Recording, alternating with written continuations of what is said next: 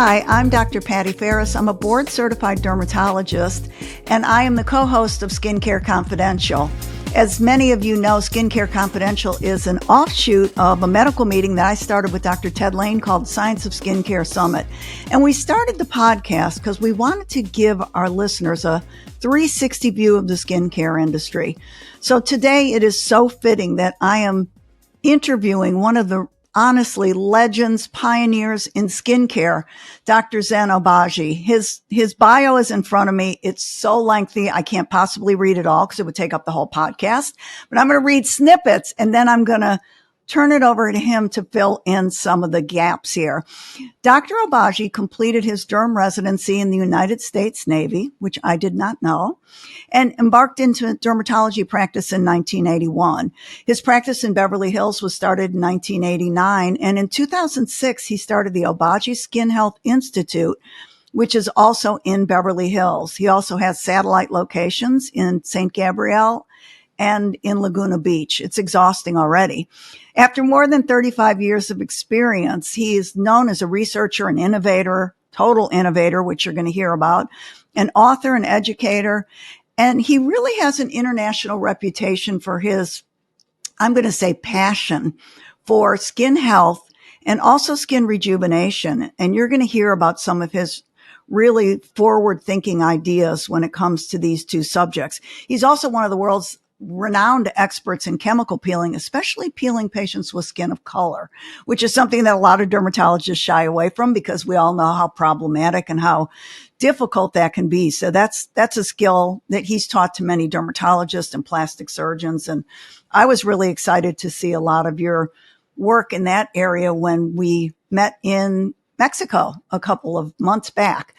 So you were really a pioneer in being one of the first dermatologists and maybe even the first dermatologist to start their own skincare line. So I want you to take me back to the early Obagi medical days and then talk about how you started not one, but two extremely successful medical grade skincare lines, and really what motivated you to do that back in the early days when nobody else was doing it. You know, Patty, it is really a pleasure to talk to you and to whoever will be watching this podcast. When I graduated from the Navy residency and opened my private clinic, I really was frustrated with what we have in our hands or available to treat our patients.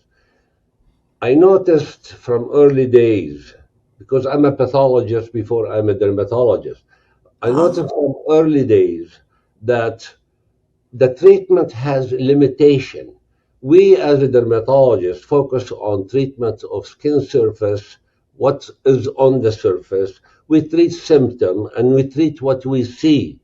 However, we don't see all the structural damage that can affect the skin below the surface.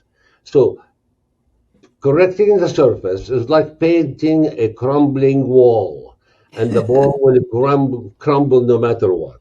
So I took it from that moment on and say, okay, how can I go to the source of the problem below the surface?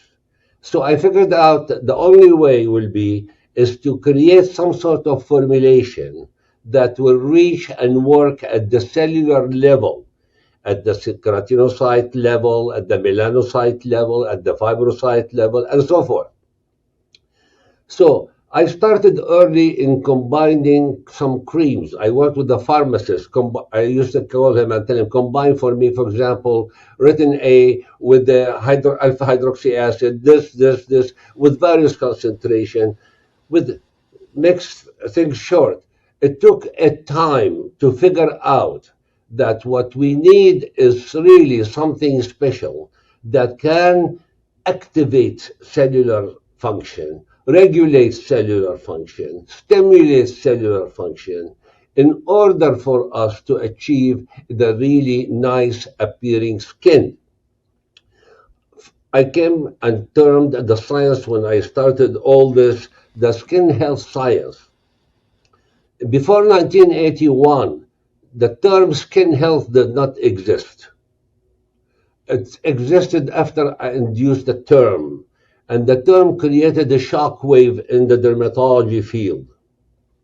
because for the first time, somebody is talking about healthy skin. So I used as a sample or model the baby skin. I created the definition, which is absolutely essential for us, all of us dermatologists, to know. I created definition with 7 attributes. Skin should be smooth naturally without any additive, like a baby skin. Skin should be smooth, even in color, firm and tight, tolerant, hydrated, and free of disease, with enough contour, no loss of volume. So this definition guided me in trying, whenever I analyze skin type, is to analyze what is missing in this patient. Yes, let's say he has acne. Okay, we usually focus on the acne, but we don't pay attention. Is acne associated with PIH? Is acne associated with textural damage? Is Right. acne associated with large pores? Is acne associated with a dry, rough skin? So these things here are guide to perfect our treatment and guide each one of us to achieve the best result that we can achieve. So it took me really through frustration of what we have is not enough. So I worked hard in creating the unique formulation that's not available. I mean, I have to create the system. I went to a company, and they formulated for me all what I'm asking for, and it took a lot of experience and testing before we come up with. So the first old Obagi product that I came up with, really the main focus was to target the biggest problem we face as a dermatologist, the pigmentation problem. The Right. pigmentation was a problem, big one. So I figured out a way not only to reduce pigment production, but how to control the melanocyte in producing, let's say, melanin in a normal way, reducing the sensitivity of melanocyte. So the melanocyte will not react negatively to hormone, to sun, to injury, to appeal, to laser, whatever we do. So controlling the melanocyte was essential for me. And at early stages, I created the unique concept of bleaching the skin, meaning reducing melanin production using hydroquinone, and then blending, meaning restoring the horizontal distribution of melanin in the skin. Unfortunately, most dermatologists used to treat skin just by bleaching, bleaching, Right. bleaching. No, Hydroquinone only. so what we needed to do is to do bleaching followed by blending. Blending means when I make retinol or retinoic acid, I mix it with hydroquinone, with anti-inflammatory agent, and reduce the melanin production and restore horizontal distribution. So that was the only thing I did with the Obagi one. Later on, And it was magic, I might say. I mean, that was one of the most incredible, and I think it was the first system that we really started using that, I mean, it worked on melasma, it worked on PIH, it all worked on kinds of all pigmentation, kinds of hyperpigmentation. No absolutely. doubt. So that was something very important. The second thing is acne and associated, let's say, damage in the texture, scars, especially scars. I figured out, why don't we prevent acne? Why don't we enable dermatologists to target cystic lesions and prevent it from forming the depressed scar in the skin when it dries up and go away? And so I felt that acne is not caused only by bacteria. No, bacteria may No. play a component in creating inflammation and increasing the inflammation level. In my strong belief is that acne is produced due to the negative immune rejection of sebum trapped in the skin. So that's led me to believe that reducing sebum or eliminating sebum, because sebum has really no beneficial function in the skin, reducing sebum, eliminating sebum will eliminate acne. And I started adopting that. So I created the step to wash and scrub the skin and apply certain agent that really dissolve sebum and eliminate sebum. Wash, scrub, reduce oil. That was the first step in my skin health restoration. Mm-hmm. And then apply whatever you want. Benzoyl peroxide, you want to apply topical antibiotic, you want to apply alpha hydroxy acid, you want to apply retinoic acid, retinol, then you can apply them. The trick was to figure out what are we doing. It's not the idea I write a prescription for, let's say, retin-A for a patient, Right. and the patient goes and apply retin-A on the face. I will not know how much he applied. I don't know how if he is going to be really responsive to the irritating effects of the retinoic acid. So Right. that's what really a main reason for treatment failure by many patients, because they have poor compliance to the reaction Absolutely. from benzoyl Yes. peroxide, from retinoic acid, from all the harsh treatment that sometimes we need to use. I figured out later, while I'm perfecting the skin health science, I figured out the main problem that we all ignored until now, we ignore, is the chronic inflammation in the skin that seep in the skin from early age, from the sun, from exposure to elements, using the Of wrong course. product. So this chronic inflammation is absolutely a destructive process. It disturbs cellular function. It alters, change texture of the skin. It creates all the damage that we see associated with many diseases. So I said to myself, how can I eliminate chronic inflammation? Inflammation. Chronic inflammation. There's no antibiotic that will eliminate it. It is something No. chronic sitting there. So I figured out, it took me years, that really the only way to eliminate chronic inflammation is by creating an acute inflammation. And that was the reason when I used, for example, ZO products or the second generation of the product I created. My first objective is wash, scrub, oil control to eliminate sebum. The step two will come, eliminate chronic inflammation. And that's why I tell the patient in the first 5, 6 weeks, what the signs of acute inflammation. I'll give you a good example. If you have eczema on your hand, contact dermatitis immediately. Just Right. react negatively to something. What you'll see? You'll see redness, swelling, peeling, tingling, itching, burning, Sure. whatever you see. That's acute inflammation. Right. If you don't treat it, it becomes chronic eczema, sitting. Right. That's chronic inflammation. That's what will make things stubborn, and really, even if you apply topical steroids and stuff like that, may not respond very well to treatment. What we need is we need to restructure the natural structures of the skin, restore that natural structure of the skin, and regulate cellular function. So when my patients start on ZO products, they will have the first 4 or 5 weeks. It's acute inflammation that will be red, dry, and exfoliation. The face will be red, dry, and exfoliating. It's unheard of in dermatology. We always used to shy away if a medicine or a cream or topical thing reacted. The reaction, what our first response to the complaint? Stop it. We'll give you something else. Reduce it. Apply it less frequently. No. We need to target skin and create successful acute inflammation that's short-lived. Within 4 to 5 weeks, 6 weeks maximum, it will disappear with the chronic inflammation. Second, we used to treat patients right away as for example, here's prescription for benzoyl peroxide. The patient will take the prescription and say, oh my God, I cannot tolerate that. My skin is sensitive. And that's also another big problem for all of us, sensitivity of the skin. Sensitive.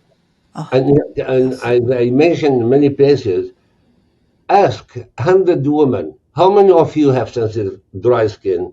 You will see a lot of hands raised. Ask Everybody. 100 men, how many of you have sensitive dry skin? No hands will be raised. It's not has to do with gender. It's because women used to use product, and mostly, unfortunately, most of the product sold out there as a skincare will weaken the barrier function disrupt the barrier function, and Sure. skin become intolerant. Make you sensitive. Absolutely. So, Yeah. see, it is a complicated issue for 30 minutes to talk about all the science here. But the point Right. is, we want to guide the dermatologist that if you want to have a successful treatment, you have to use the right product that goes down and work at the cellular level. It is really essential that you have to work at the source. Second, you have to restore back normal structures of the skin, restore hydration, natural hydration from within. I mean, it's a funny thing. We think that by applying moisturizer on skin surface, we are restoring hydration. We are not. We are only hydrating stratum corneum. Right. Water will not go below the stratum corneum. Water have to come from within. And the water comes from within with age. What trap water from within is the glycosaminoglycan, as you know, in the papillary dermis. It's like a sponge. It traps the Yep. water, release it 24 hours continuously. So the point then, we really have to restore natural hydration, build barrier function before we treat any disease. So I'm Right. gonna. It will take me forever to talk, not allowing you to talk. So I'm gonna take a break. No, Tell no, me. no. I This mean, is exactly why I was excited about having you on because I have, having heard you give this, I'm going to say lecture or presentation, I felt like the concepts were very innovative. You have a very different way of looking at things that I think comes from your experience as a clinician. It also comes from your experience working with formulators and understanding skincare in a way that, quite frankly, most dermatologists don't understand it. I think you do learn something. As you know, I don't have a skincare line. I've never started one, but I've worked with lots of cosmetic companies, and you do learn so much from cosmetic researchers, from working with formulators. And so you understand the inner workings of the physiology of the skin as well as how to help make the skin healthier.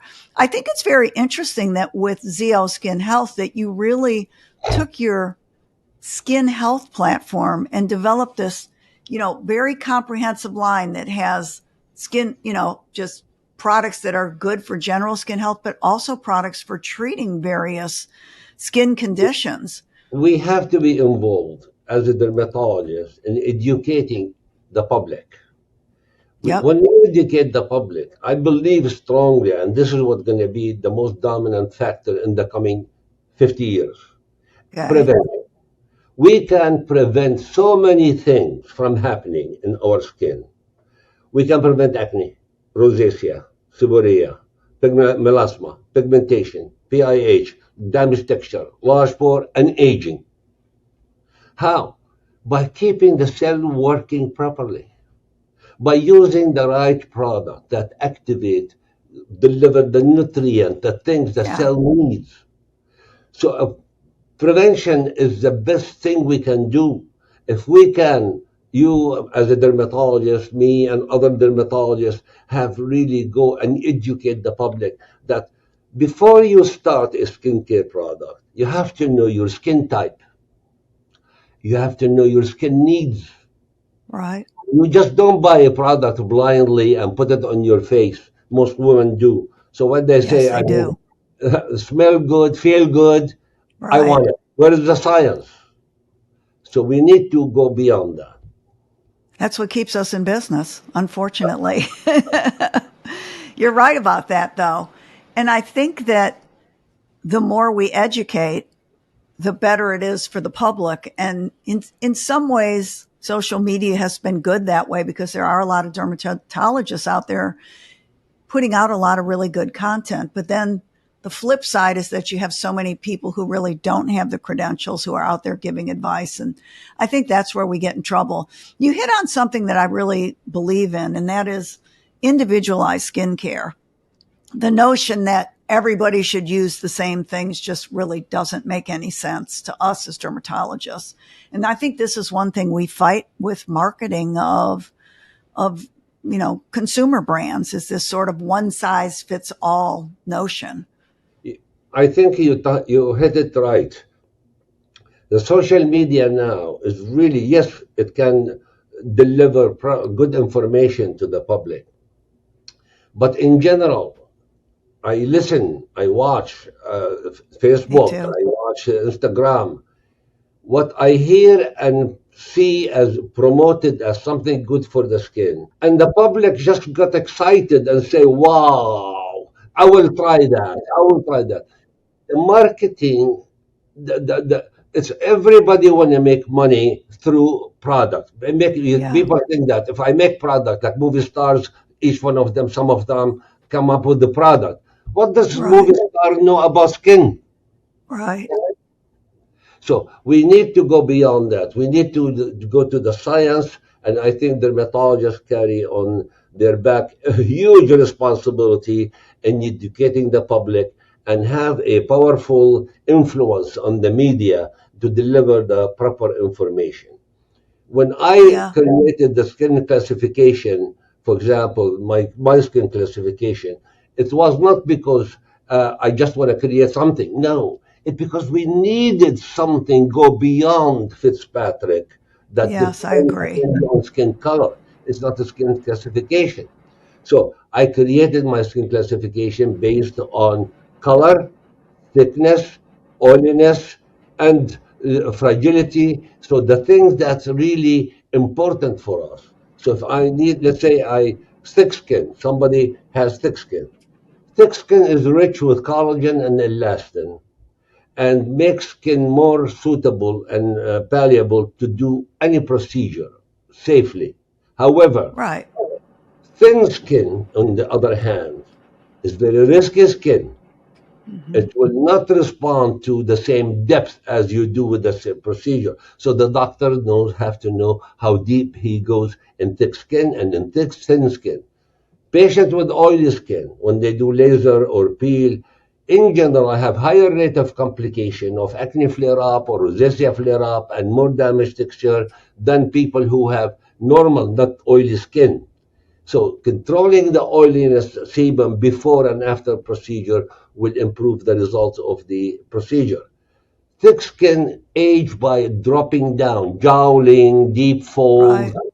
Thin skin age by wrinkling at Right. early stage. Right. So knowing these features enable us to really do a much safer treatment protocol. For thick skin, I'm not going to say I want to make a thick skin. No, for thick skin, we have to restore more elasticity back to the skin because that's the first element in thick skin that damage with age. Collagen will damage at much slower rate compared to the elasticity.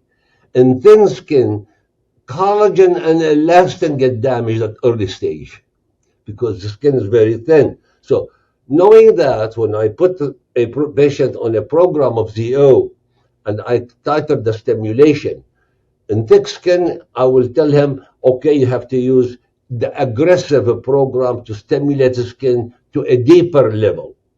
In Right. thin skin, I may go moderately aggressive and achieve the same results. So that's also helped me in selecting treatment. Then I created also the concept of safe depth in the skin. For a dermatologist, if he understands there's epidermis, and the epidermis, there is a papillary dermis, then there's the reticular dermis. The feature of the papillary dermis, if you do your peel, and TCA peel, let's say, and you reach the papillary dermis, what's going to happen is that you are going to stimulate elasticity of the skin, renew the epidermis, and skin will be tighter. So I call papillary dermis level a tightening procedure. If you go below the papillary dermis to the connection with the upper reticular dermis, I call that the immediate reticular dermis, IRD, then you are leveling. So you are actually removing more irregularities on the skin surface and some tightening. People have to also know that laser does not provide tightening. Yes, you may get temporary from the heat, radio frequency and stuff like that, some tightness, but The that's not heat. tightness, Right. that's coagulation of protein, and that makes it tighter. However, to restore normal collagen tightness, appeal to the papillary dermis will be much superior to laser resurfacing. To do leveling, laser resurfacing produce superior to the peel because it can evaporate hard tissue and rough tissue and smooth tissue and hard tissue. However, I created a combined procedure where I do the peel first, then the CO2 fraction second to Right. evaporate. So I combine leveling and tightening. And tightening. And you saw the result in the meeting. I mean, The pictures are unbelievable. I'm going to show you this because I have it on my desk. Is your book. This is edition 2, I think, but you've got edition 3 coming out. But for anybody who's not seen yeah, this book, this is where all of this information is. And the photographs, a lot of your photographs are in the book as well. And the before and after pictures are nothing short of like incredible using this combination. And I love the way you use your skin typing, which is really based more on form and function than any other skin typing that we talk about, but you use that skin typing to help guide the way you use procedures. And it's really so innovative. And I think it's the reason that you get the kind of results that you see in these photographs we have in the textbook. When will the next edition of the book be out? That's coming soon. be out within the coming 5, 6 months. It's a big textbook and it's got a lot of information in here. And I think consumers can also read this book and get a lot of good information from it. That's right. And my goal and objective, I'm very happy that I have helped thousands and thousands of plastic surgeons and dermatologists in understanding skin and adapting to my philosophy of skin health science and skin health restoration all over the world. And I still feel I am only one person. I cannot Yeah. do everything. I feel that we obligated to our patients to provide them with the best of skincare and treatment. The concept, how can we tackle the poisoned mind by so much commercialism and marketing for different varieties of products? I tell people, you have to understand that there's a million products on the skin. You're so confused to choose which one is good for you. Right. Avoid that and learn one thing. Ask yourself, is this product going to help my skin restore healthy elements into back to my skin? Is this product going to be, let's say, ethically stop aging changes and really can do? Because if you don't, go ask your dermatologist. Yeah. And Unfortunately, unfortunately, as we know, so many people don't have access to dermatologic care these days. And that's that right. puts them unfortunately at a disadvantage. The nice thing about being able to do virtual consults, I think, is that you can help a lot of people that way who maybe Absolutely. I don't agree have, with you 100%. access. 100%. Virtual Yeah. consult would be a way to reach almost everybody. Yeah.